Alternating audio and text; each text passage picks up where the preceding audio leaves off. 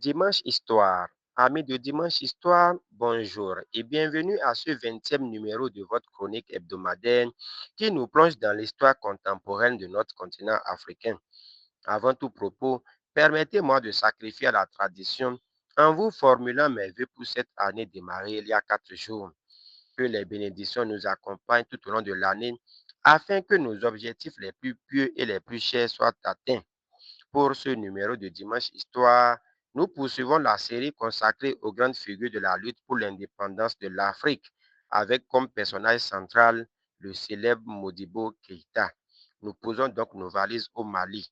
Prenez le tabouret et suivez-moi.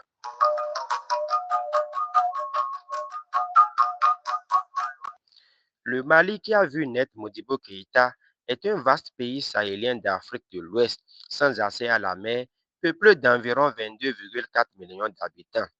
Traversé par le fleuve Niger, il oppose un nord désertique à un sud plus fertile.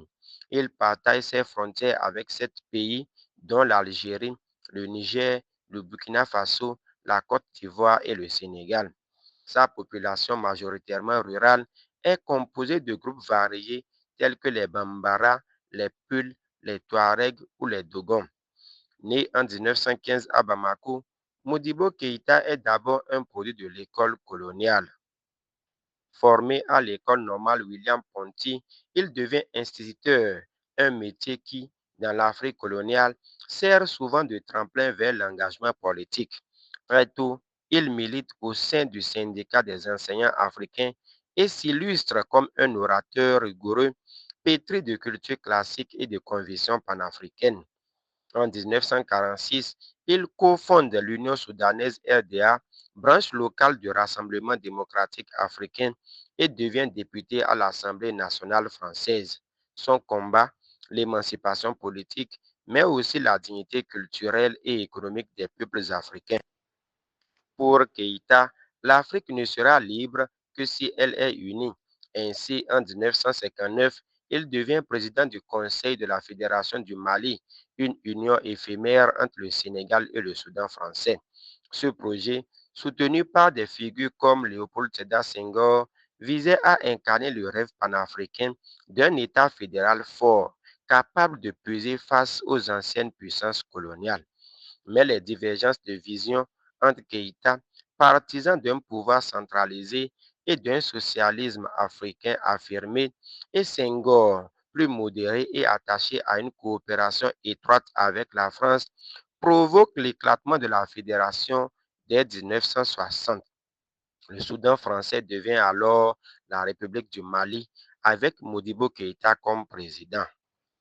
À la tête du Mali indépendant, Keïta engage une politique de rupture, nationalisation des banques et des grandes entreprises, planification économique quinquennale, création de coopératives agricoles. En 1962, il franchit un pas décisif en retirant le Mali de la zone franc pour créer une monnaie nationale, le franc malien. Ce geste hautement symbolique visait à affirmer la souveraineté économique du pays et à rompre avec la dépendance monétaire vis-à-vis de la France. Ce virage s'accompagne toutefois d'un rapprochement stratégique avec l'URSS qui fournit au Mali une aide technique, militaire et universitaire.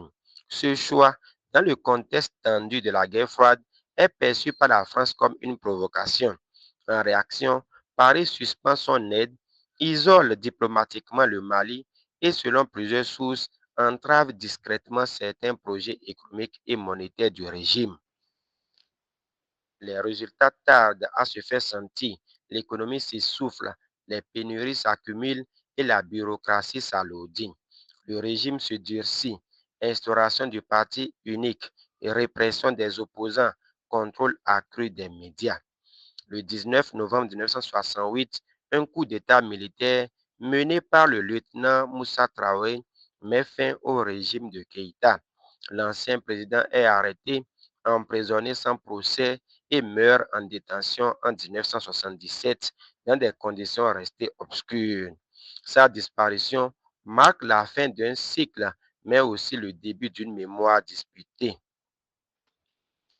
Aujourd'hui encore, Modibo Keïta incarne pour de nombreux Africains une figure de probité, de rigueur et de patriotisme. Son nom reste associé à une vision exigeante de la souveraineté, mais aussi à un volontarisme parfois déconnecté des réalités africaines. Modibo Keïta n'était ni un saint ni un tyran. Il fut un homme de son temps, tiraillé entre l'urgence de la décolonisation, les pressions géopolitiques et les limites structurelles d'un État jeune. Son parcours invite à réfléchir aux conditions de possibilité d'un développement autonome, aux tensions entre idéaux panafricains et intérêts nationaux, ainsi qu'à la place de l'éthique dans l'exercice du pouvoir. C'était Dimanche Histoire avec Saïd Gmadamassi, enseignant d'histoire et de géographie. À dimanche prochain.